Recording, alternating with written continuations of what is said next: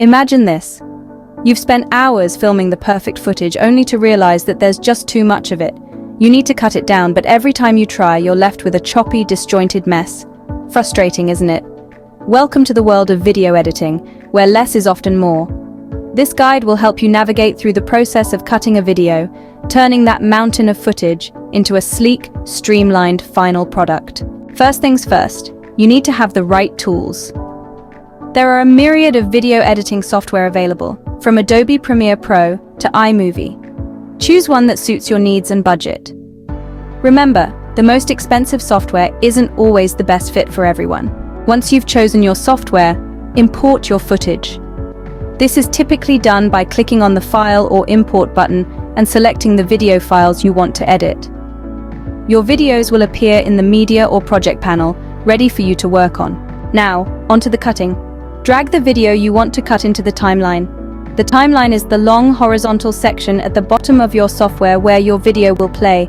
This is where the cutting happens. The next step is to choose the section you want to cut. Move the playhead, the vertical line that shows where you are in the timeline, to the start of the section you want to cut.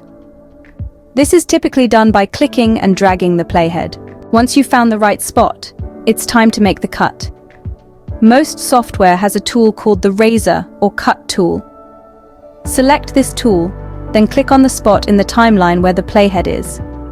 You've made your first cut, but we're not done yet. Move the playhead to the end of the section you want to cut, then make another cut. You should now have 3 sections in your timeline: the part before the cut, the part you want to remove, and the part after the cut. The final step is to delete the unwanted section. Click on the section you want to remove to select it, then press the Delete or Backspace key on your keyboard, and voila! You've successfully cut a section from your video. Remember, practice makes perfect. Don't be disheartened if your first few attempts aren't perfect. Video editing is an art form, and like any art form, it takes time and patience to master.